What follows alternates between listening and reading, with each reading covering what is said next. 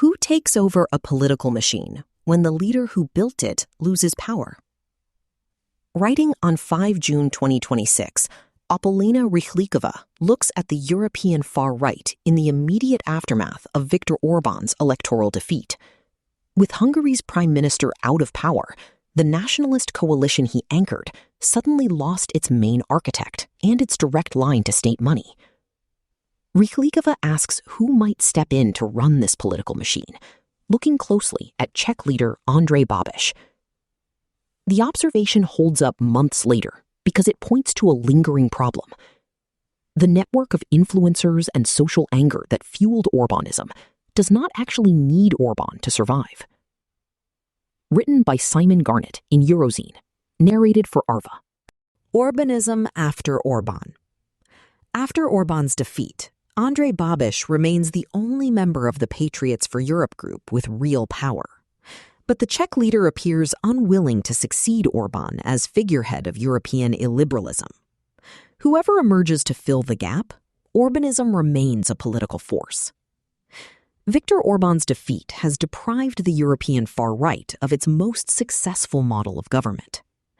Patriots for Europe remain the third strongest group in the European Parliament, but they have lost the politician who, over a long period, managed to build a political system around state power, EU funds, culture war, pro-Russian diplomacy, and ties to Trump's United States.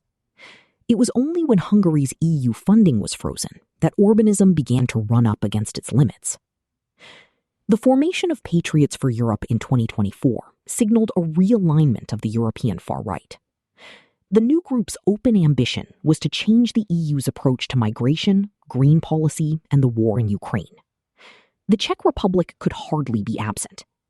Andrej Babiš's ANO moved to the Patriots from the liberal Renew Europe group. In doing so, Czechia's most influential politician placed himself alongside Matteo Salvini's League, Marine Le Pen's National Rally, and Herbert Kickle's Austrian Freedom Party.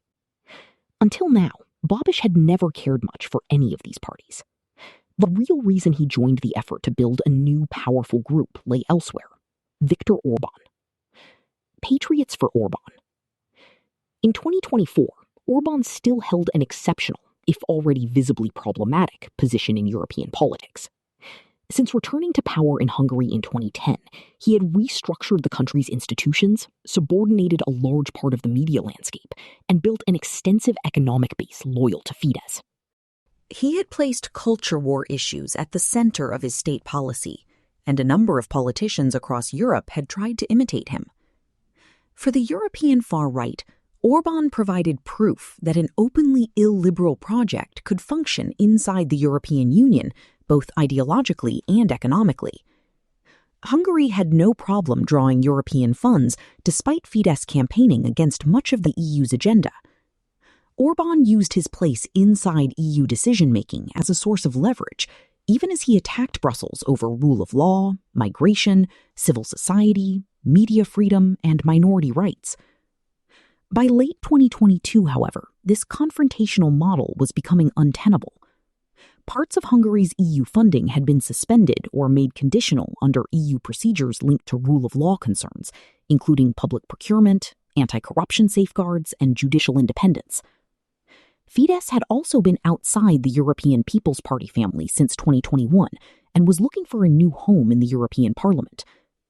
Patriots for Europe, formed after the 2024 European elections, provided it. Orbán became the group's unofficial spokesman. The Hungarian prime minister was already facing problems because of his accommodating attitude toward Russia since 24 February 2022.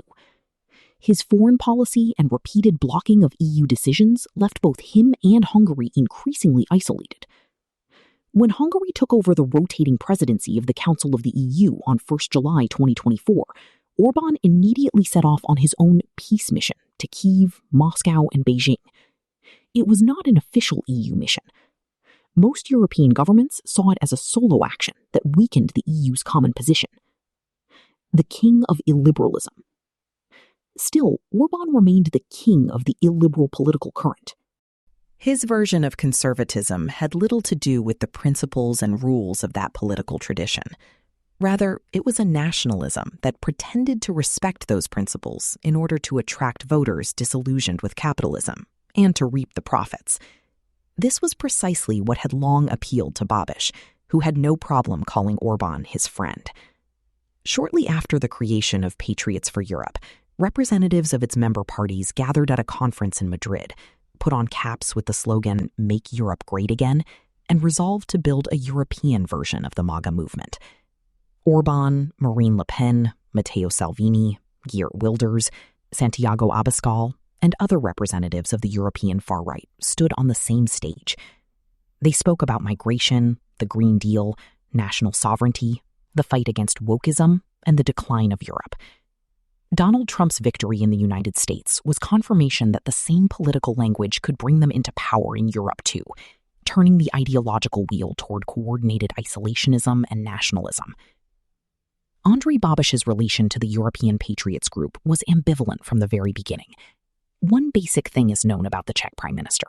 He likes power and is not afraid to ingratiate himself with it, regardless who happens to embody it at any given moment. Babiš can boast of his relationship with Orbán and, a few moments later, arrange a meeting with Emmanuel Macron.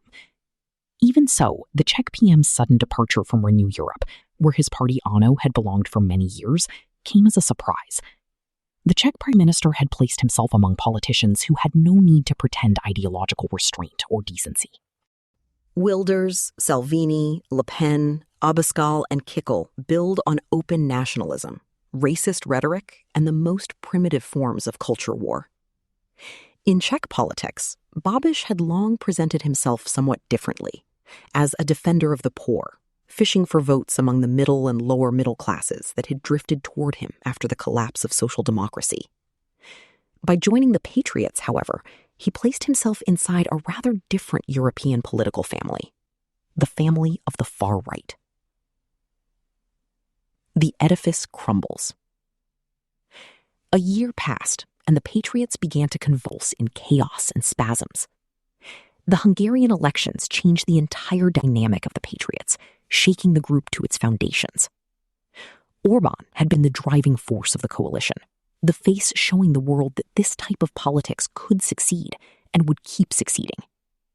He lent the whole project a weight that the other Patriot leaders did not have. Marine Le Pen has never governed France. Geert Wilders has managed to shake up Dutch politics but has never held office and remains primarily a symbol of radicalization. Salvini passed through the Italian government, but his power was limited by coalitions and the volatility of the country's politics. Andrej Babiš, now into his second term as Czech prime minister, has never been able to maintain continuous power over the country and remains one of the most controversial figures in Czech politics. Orbán was different. He governed uninterruptedly for 16 years, rebuilt the state, created a loyal media and economic base, and turned conflict with the European Union into his own political brand. Under his rule, public contracts, EU-funded projects, loyal business circles, and parts of the media became closely intertwined. Economic influence and political influence were mutually reinforcing. As a businessman turned prime minister, Babiš recognized the practical advantages of such a system. But something had begun to creak in the relationship between Orbán and Babiš. This became clear at the CPAC Hungary, the Hungarian version of the American Conservative Conference, scheduled by Orbán for March 2026, just a few weeks before the parliamentary elections. It was not just a parade of friendly politicians. During Orbán's years in power, Budapest had become one of the centers of Western nationalism, as Le Monde put it, with state-supported institutions such as the Danube Institute, the Matthias Corvinus Collegium, the Hungarian Institute of International Affairs, and the Center for Fundamental Rights playing a major role. The Center for Fundamental Rights co-organizes CPAC Hungary with the American Conservative Union, which owns the CPAC brand. Orbán's Hungary had become an important meeting point for parts of the American and European right.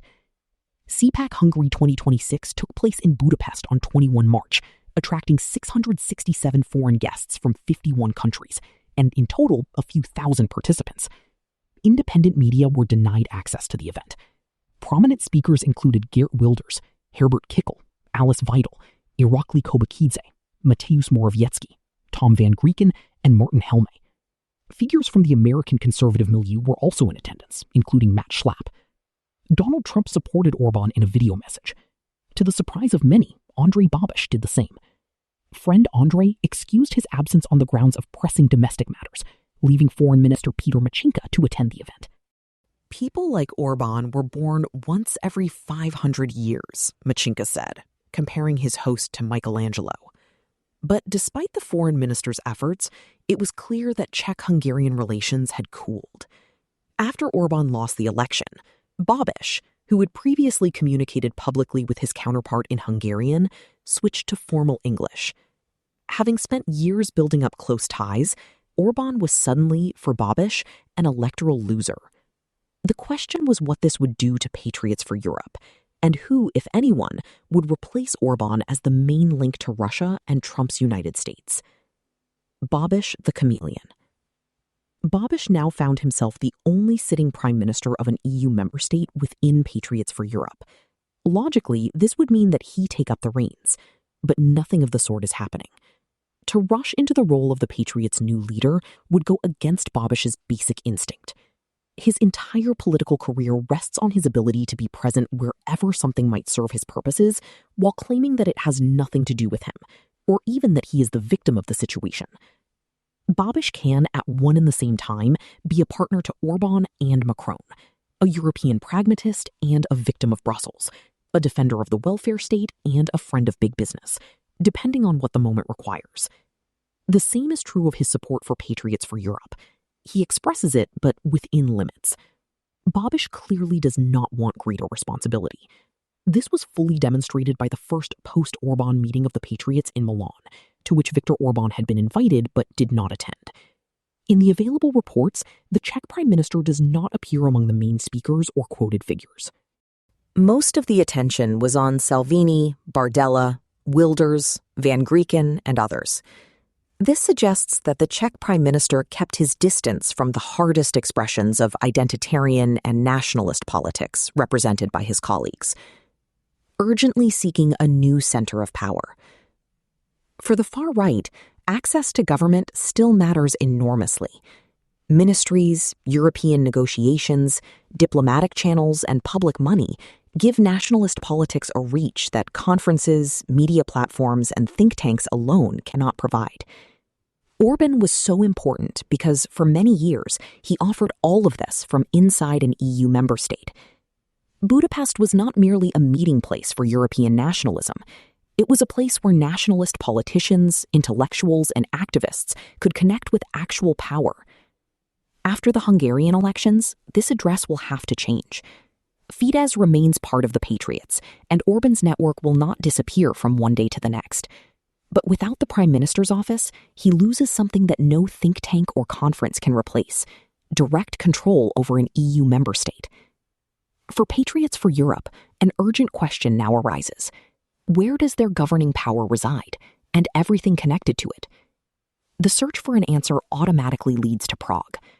For a group that has lost its most important statesman, the Czech Prime Minister has a new value. A crucial role in this shift is played by the most powerful woman in the Czech Republic, Tunda Bartha, the head of the government office. Some commentators in Czechia have nicknamed her the Cardinal Richelieu of Czech politics. Her biography and the forceful way she has been exercising her influence in recent months suggests such an assessment is not far from the truth. A Slovak-Hungarian manager, Bartha helped establish the Hungarian division of Babiš's company Agrofert in Hungary. In 2024, Viktor Orbán awarded her a high state decoration. For Babiš, she has long served as the main connection to Budapest and to the power clique around Fidesz. Today, the influential manager is constantly by Babiš's side, traveling with him on working trips, inviting diplomats to the government office, and occasionally negotiating on behalf of Czechia herself. Bartha's good relations with the Hungarian conservative faction suggest that the center of power within the European far right may slowly be moving to Czechia. The axis of Czech-Hungarian relations is still held together by loyalty and a history of contacts with the Orbán era. This remains true even though Babiš himself publicly keeps on the margins. Even after Orbán, it will be important for the Czech Prime Minister to maintain good relations with his former political role model, even if only privately. After Orbán's fall, most European commentators were instead betting on Robert Fico's Slovakia. One of the few European politicians who regularly travels to Moscow, the Slovak prime minister has taken on the role previously played by Hungarian foreign minister Peter Szijjarto, after it was revealed that Szijjarto had repeatedly shared details with his Russian counterpart about sensitive EU negotiations. Fico, however, does not command great respect from the other politicians of the European far right. His government has long been mired in coalition problems, and the protests against him, however exhausting and ineffective, point to a strong fragmentation in the country. His governing party Smer is not affiliated to any group in the European Parliament, which considerably weakens his position. A MAGA dilemma. While links to Russia are discussed almost daily in post-communist countries, the role of the United States often remains in the background. Yet the relationship between the European far right and Donald Trump's political circle is crucial. Trump's America is attractive to the Patriots because it offers them a successful image of the politics they themselves have been trying, with varying degrees of success, to introduce into Europe for years. Support for stricter border controls, deportations, and fossil fuels, combined with attacks on universities, independent media, cultural institutions, and the language of national pride. All of this strongly appeals to the parties gathered in the Patriots. Trump's economic policy toward Europe is meanwhile downplayed. Before the election, Orbán received open support from J.D. Vance and Donald Trump. The support was aimed at more than keeping one leader in power. For the Trumpist camp, Orbán's Hungary had become a political base in Europe, a government inside the EU, surrounded by institutions, conferences, media outlets, and intellectual circles that helped spread national conservative narratives and culture war themes across borders. Orbán's defeat weakens one of the main channels through which Trumpist politics could reach not only far-right parties, but also disillusioned parts of European society. The so-called sovereignists, who gleefully kick the European Union in the shins while routinely feeding off its money and infrastructure, now find themselves in a paradoxical position. The answer to the politics of both the United States and Moscow is not the strengthening of nation-states, but the greatest possible European integration. Trump also intends to demand a strict overview of how much individual EU member states contribute from their budgets to defense. Czechia, at least, has plenty to answer for here. But unlike his fellow patriots, Babiš has no one to hide behind. The earthquake happens, but only a little. Orbán's defeat has sent a tremor through the European far right. The MEPs of the Patriots for Europe are aware of it. One of them referred to the end of an era. The question is what will happen to identitarian politics more broadly. National conservative, xenophobic politics have certainly not disappeared. On the contrary, since the so-called refugee crisis, its representatives have managed to shift the boundary of what is considered normal and acceptable political speech. Together with an army of influencers that grew up around the generation identity, they have smuggled into politics and public discourse a whole range of positions that would previously have been strongly condemned. Far-right politics itself used to provoke general rejection and outrage.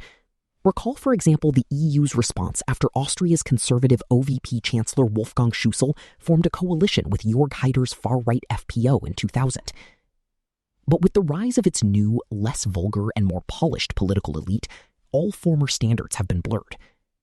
Today's post-fascists do not wear heavy combat boots or SS tattoos. Many have studied at prestigious universities and belong to youth organizations attached to the parliamentary parties represented in Patriots for Europe. Viktor Orbán was one of its most important driving forces of this normalization, but not the only one. Marine Le Pen and National Rally played a similar role through the strategy of de-diabolization, the attempt to strip the party of its extremist image and make far-right politics appear acceptable to mainstream voters. Orbán showed how this politics could govern from inside an EU member state. Le Pen showed how it could be softened rhetorically without abandoning its nationalist core. Even if Orbán's defeat matters greatly in terms of power and symbolism, a single election will not shake this robust and sophisticated system. The Patriots and their politics will not disappear, and neither will the political infrastructure built around them. Their youth organizations mostly have a highly problematic past, often connected with controversies around the legitimization not only of far-right narratives, but often of openly neo-Nazi ones. The center of gravity of these organizations lies somewhat outside the traditional understanding of politics as we know it from party systems. Instead, they depend on a new wave of influencers who attract the attention of young people. The other side, whether we are talking about Europe's faltering left or liberals, simply does not have anything like this, and soon it may pay the price. Nationalism is not dead. What has been built over the past decade reaches far beyond Hungary. In large parts of society, especially among people hit hard by successive crises, the impression has taken hold that people's interests are now defended mainly by the far right. Orbán's government clearly showed whom such regimes actually serve, their own power class, connected business and political families that have turned the state into a source of money, contracts, and loyalty. This politics draws its strength from among people disillusioned with global capitalism, who keep paying for economic, cultural, and social inequalities. It is among them that the far right appears to be the only force that takes their anger seriously. In reality, it merely redirects it at migrants, LGBTQIA+ people, women, poor people, NGOs, the independent media, or anyone else who happens to fit the role of enemy. The hole left behind by Orbán at the center of national conservative power is small compared to the gulf of inequality that has been opening for decades between classes in European countries. If further social groups and generations grow up under such conditions, and if democratic politics fails to find an answer, the most lasting legacy of the Orbán era will be the persistent drift of the disadvantaged towards the far right, despite the fact that this politics actively pits people against each other who stand very close on the economic ladder. Competing with the global far right means offering people an alternative that is emancipatory, not exclusionary. Only then can it truly and honestly be said that Orbánism is behind us. Published 5 June 2026. Original in English. First published by Eurozine, English version. Kapitel, Czech version. Contributed by Kapitel, Apolena Rychlíková, Eurozine, Kapitel. PDF, print. Newsletter. Subscribe to know what's worth thinking about. Related articles. Banning pride, erasing people. The politics of queer invisibility in Hungary. In Viktor Orbán's Hungary, queerness isn't just marginalized, but transformed into a public enemy. Through legal restrictions, moral panics, and media messaging, LGBTQ+ people have become the rhetorical stand-in for everything the government deems threatening. Europe is facing not only Orbán's autocratic turn, but also that of his apprentice. Slovakia's Prime Minister Fico has taken an advanced course in attacking his country's judiciary, media, and cultural institutions. His first goal? To get away with it, say beleaguered intellectuals, theater directors, political scientists, and investigative journalists from Bratislava.